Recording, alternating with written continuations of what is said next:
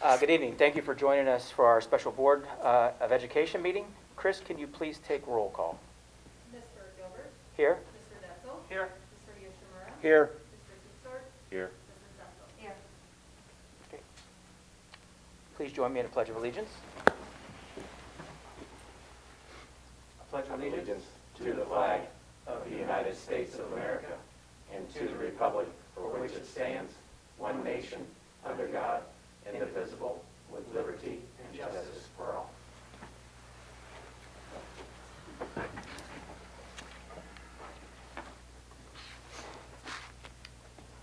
Next on the, any legislative updates, Matt?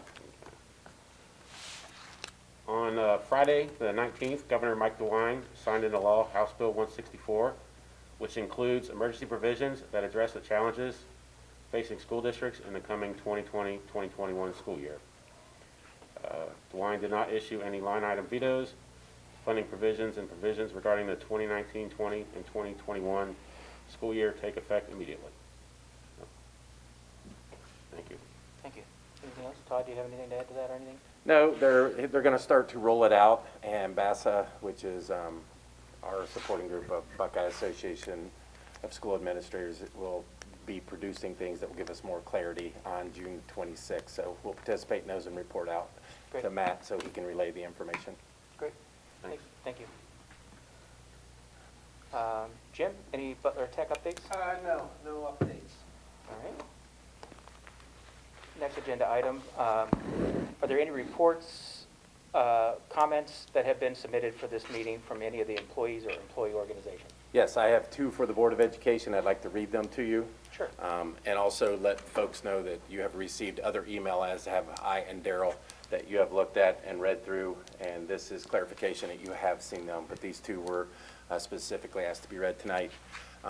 Members of the board, I'm an intervention specialist at Pleasant Run Elementary. I'd like to address a few things with you, and I hope you will at least consider. Do you know that half of school employees are not teachers? Most of the classified staff consist of assistants who work directly with students. As an intervention specialist, I can assure you we are already shorthanded. By making these cuts to assistants, it will guarantee a drop in reading performance throughout the district with ed choice in full swing. I would hate to see this happen. Also, I would like to remind you that some of these assistants are supporting students that may need access to an assistant put onto their IEPs without them. This would not be cost effective. In order to save money for the upcoming school year, I'd like to throw out some alternative ideas that may save an employee from losing a job. First, going paperless. I don't know about the paper budget in our district, but I can only imagine how huge it is.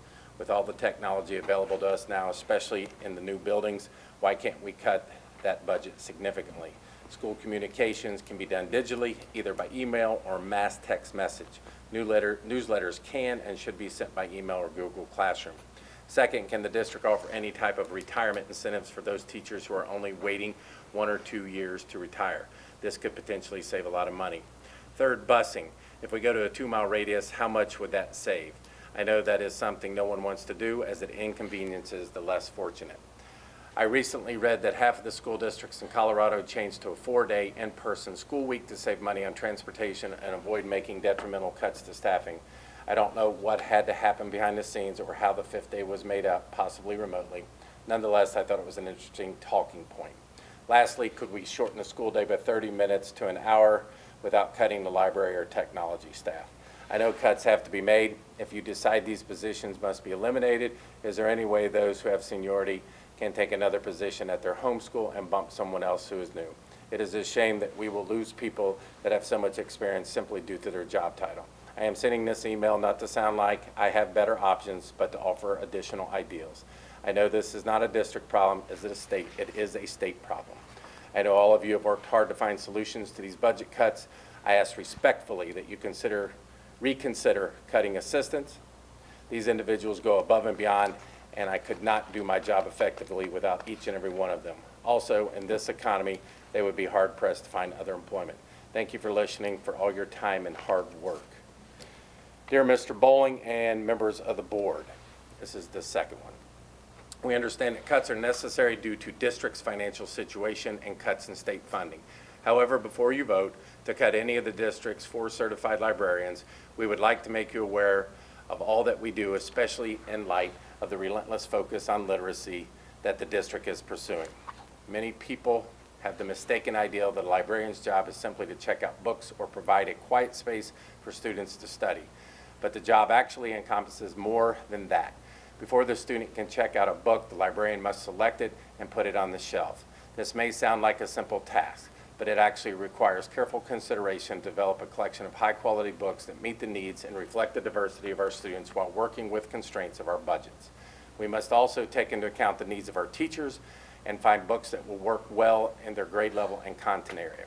We must be well-read and stay current with new books in our collections so that we are able to help each student find the right book. When a student finds just the right book, they are likely to come back for another, and soon they begin to see themselves as readers. The district has wisely focused a lot of time and energy on literacy because we know that the students who are readers are on a path to become lifelong learners and critical thinkers. Librarians play a big role in this process. In addition to being literacy leaders in our buildings, we educate students on information and media literacy to help teachers to incorporate these essential skills into their assignments. We assist students with research and teach them how to critically evaluate information. We create library websites and use social media to connect and promote resources to our students. We create makerspace areas with the library to provide a learning area for students' STEM research and development assignments. We assist with building technology plans and one-to-one Chromebook implementation. We host nationally recognized authors, inviting them to come to the school to promote their books to our students and teachers. We teach weekly TLC classes to build positive relationships with the students we serve. We network with teachers on a daily basis to assist them with their curriculum needs. With distance learning a possibility on the horizon because of the ongoing pandemic, this will be vital to meeting the learning needs of our students. We have many leadership roles in our buildings and in the district. Among the four of us, we have worked on the Literacy Leadership Team, High School Redesign Committee, the District Diversity and Equity Committee, the Professional Development Leadership Team, the District Instructional Technology Team, and the Literacy Committee. We serve as info choices for students and teachers so they are informed and effectively utilize state-funded electronic resources. We are recognized leaders within the SWOCA library community as we network with our regional libraries to effectively meet the safety needs of our students and teachers who will be accessing our library collections all throughout the pandemic. We work with outside organizations such as Cincinnati Public Library to provide students and teachers with additional resources.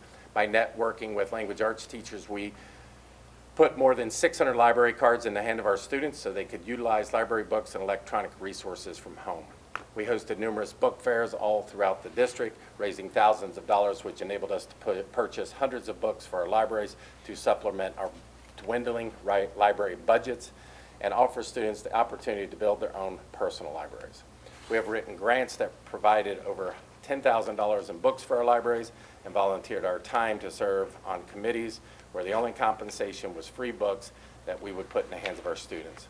When we unexpectedly had to move to remote learning in March, we adapted our strategies and helped students access the public library's e-branch. We recorded video book talks and created virtual book displays. We created screencasts to teach students how to access our online Follett book collections. We purchased e-books through the money earned from our fairs to make them accessible to our students. In addition, we provided teachers with the most useful digital resources as well as promoting professional development for remote learning provided by organizations such as Info Ohio, Follett, the Cincinnati Public Library, and other technology integration specialists who generously donated their time, expertise, and resources. Most importantly, we build relationships with students and provide a safe space and sympathetic ear when they need it. Whether it is through book clubs or student review groups or working with student aides, we make connections with students who might otherwise be overlooked. Hopefully, this gives you a better understanding of what it is we do. In reality, there is so much more that we didn't include for the sake of brevity, and this letter only describes the tip of the iceberg. Librarians are the very heart of the school, always ready to serve the needs of our students, parents, teachers, and the Northwest community. Sincerely, Bethany Miller, Chris Raybold, Martha Hubbard, Mary Jo Roberts. Those are the two that we got requested to read tonight.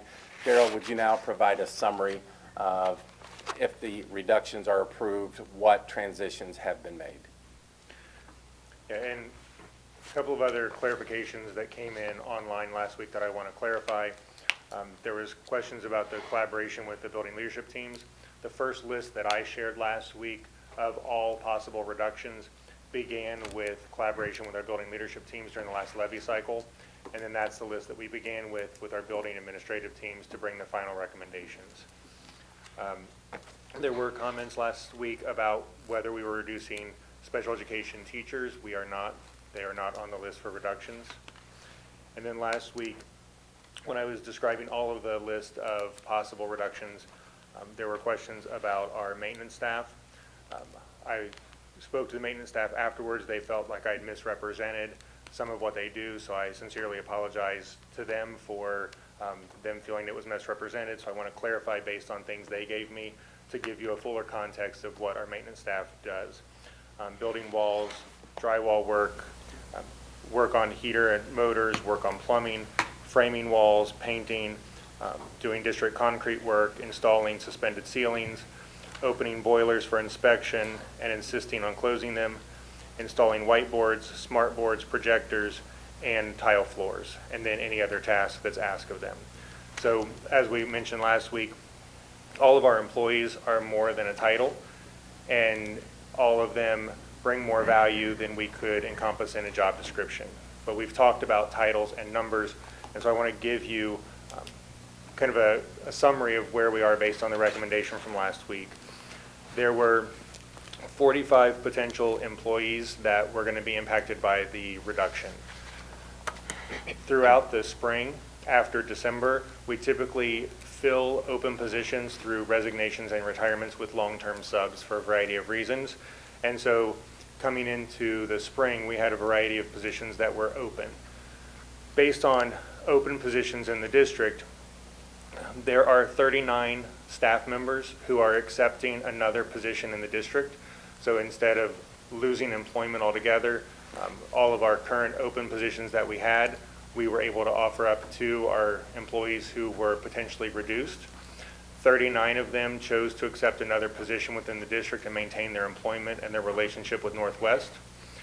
3 declined a position that was offered to them, and then there are 3 actual reductions that are on there. Of the people who accepted positions within the district and maintained employment, 18 took a position that was at a higher pay rate than what they had previously. 14 accepted a position at the same rate, and 7 are taking a pay reduction. So I just wanted to give you an update on how the process played out since last week when you were presented the reductions. That's all we have from employee comments. Awesome. Thank you. Thank you, Daryl. Next is community communications. Were there any community comments submitted or presented? We have received none. Okay. And so, Mr. Bowling, would you like to present the superintendent's consent agenda items, please? The superintendent recommends the Board of Education approve the adoption of the superintendent consent items as listed. And they are the... I'm pulling it up here, my bad. No problem. So what you have is operational reductions resolution. It is an operational reduction resolution to suspend contracts in order to align the district with our funding. Attached is a list of the resolution that was put together with ourselves and our attorneys. They have listed everyone by name and how it affects them with the extra duty days, and then it lists positions down under section 2 and who is all affected. As you get to the very bottom, you will see names listed, reassigned position, and the reassigned location. If approved by the board, our principals will start notifying new people to their schools tomorrow and welcome them as we go. So the superintendent recommends the Board of Education approve the resolution to suspend contracts as listed. So moved. Second.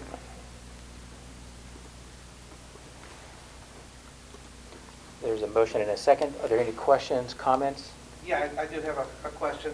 On the extended days contracts, what's the total amount that the district is saving just for those particular? 87,000 is my recollection. 90,000? Okay.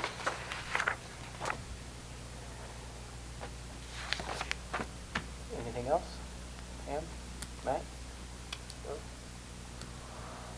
All right, there's a motion and a second. We'll call for a vote.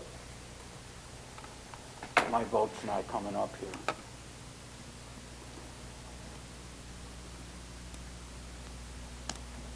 Can I give a verbal? It's just not coming up.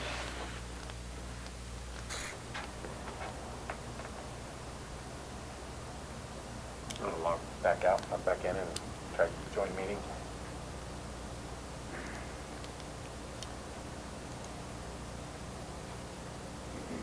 Okay, yeah, I got it. Thank you. You're welcome. Thanks, Todd. Okay, the vote passed 5-0. Next is the operational reductions resolution.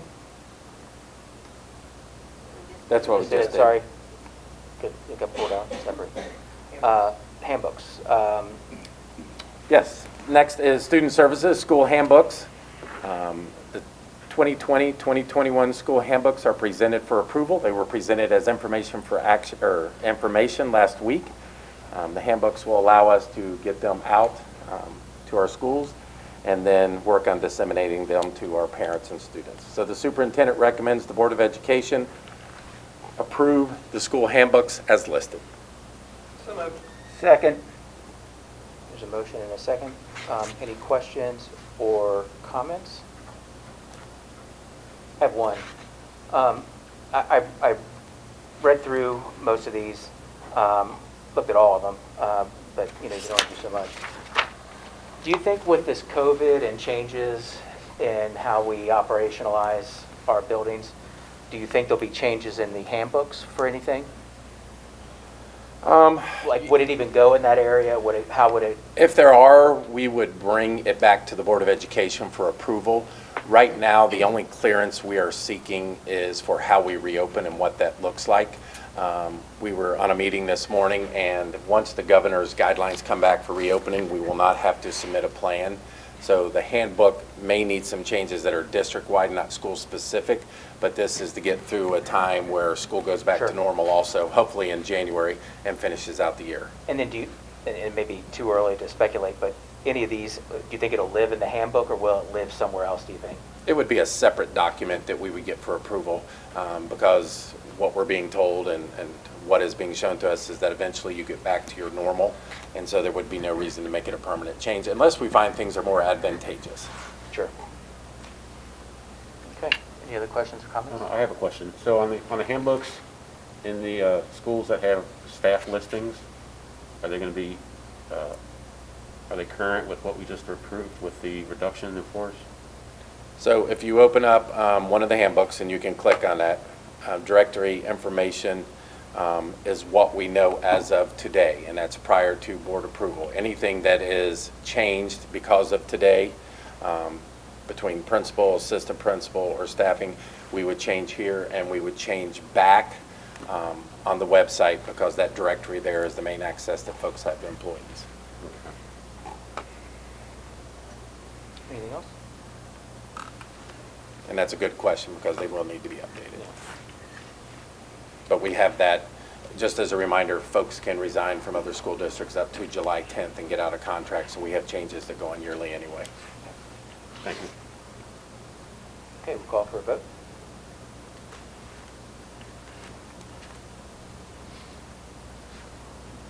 Vote passes 5-0.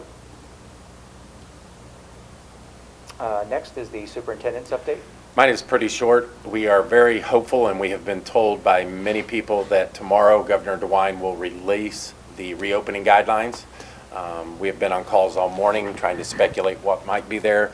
As soon as we get it, we will look at the guidelines, and then we will start working on a communication plan to roll out how school looks. This is very important because based on our surveys and getting information back, the majority of kids, parents are wanting their kids to return to school full bore, but we still have about 17 to 20% that are wanting them to stay remote or undecided. So a lot of decisions will have to be made based on what the reopening strategies are. So the important piece there is who has masks, who doesn't. what does seating look like, and some parents are waiting on that information. So we should know more tomorrow and be able to roll that information out. Great. That's all I have.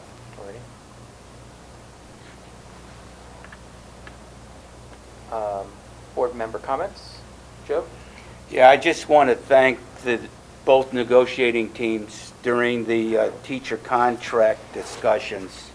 I lived through a teacher strike, 4 or 5 years of non-raises.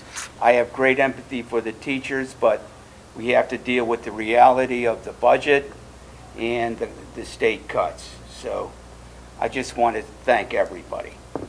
It's a tough decision. Thank you, Joe. Jim? No comments tonight. Matt? Can we say something? Or you want to? Go ahead. Okay.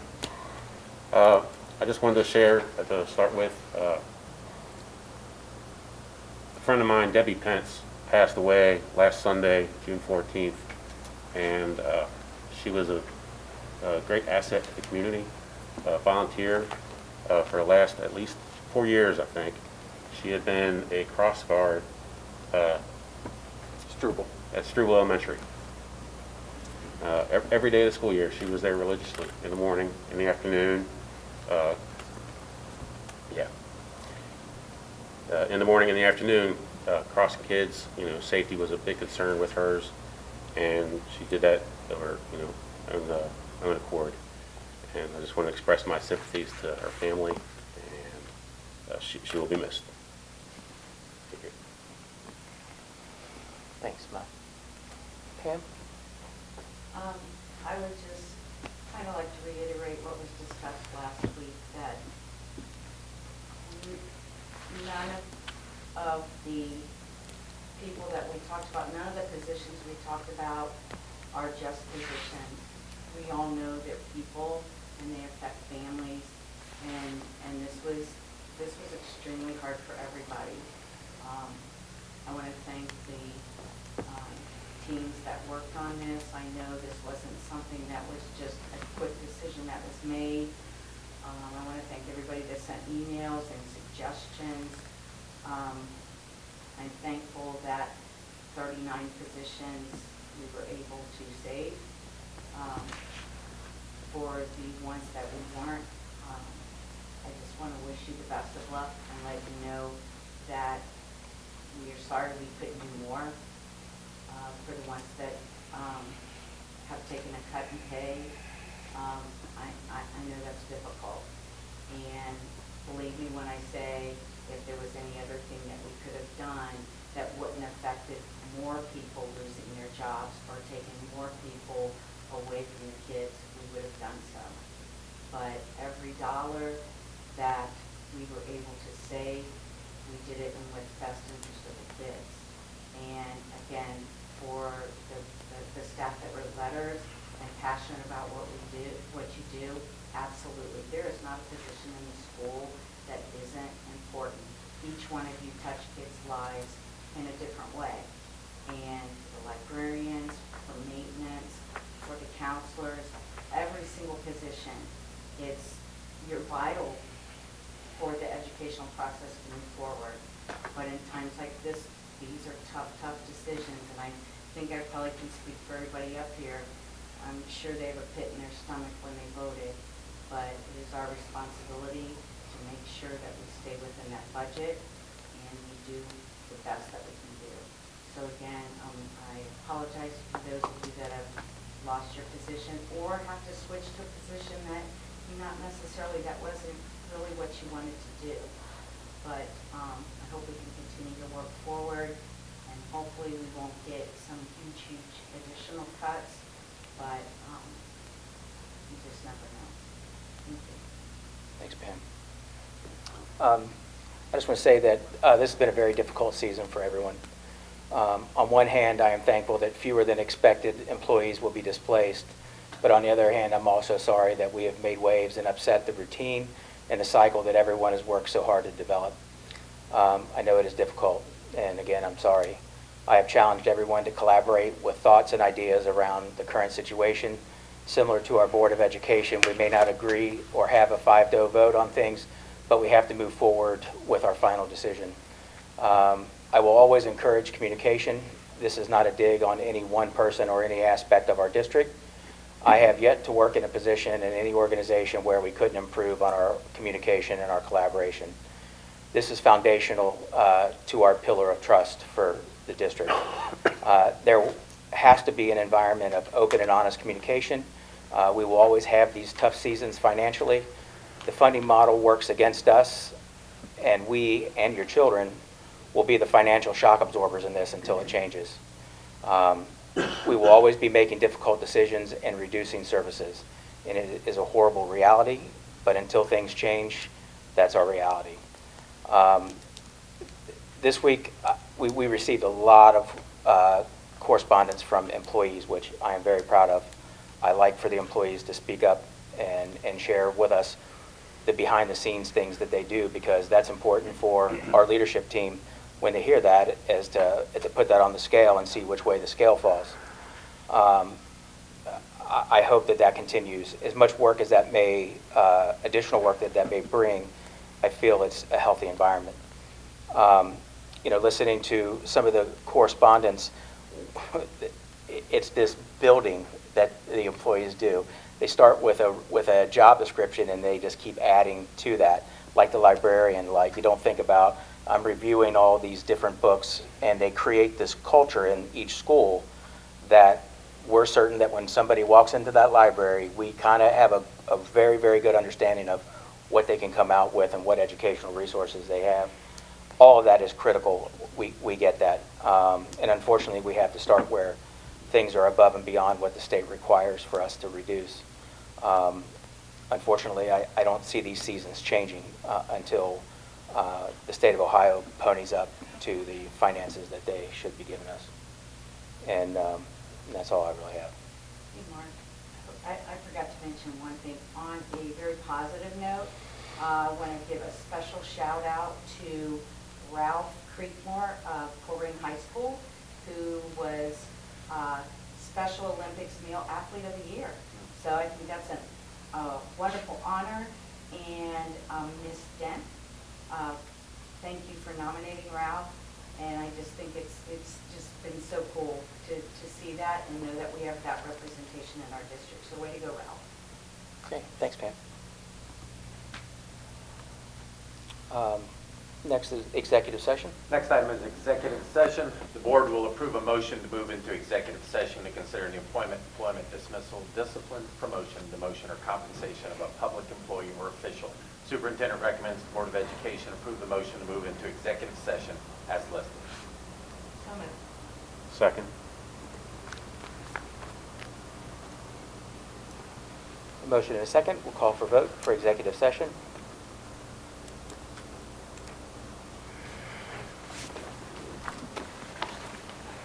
And that passes 5-0. We'll be in executive session. We will return to adjourn the meeting. Nothing will be presented after the executive session other than to adjourn the meeting.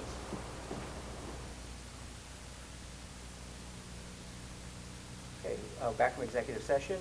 Can I have a motion to adjourn the meeting? So moved. Second.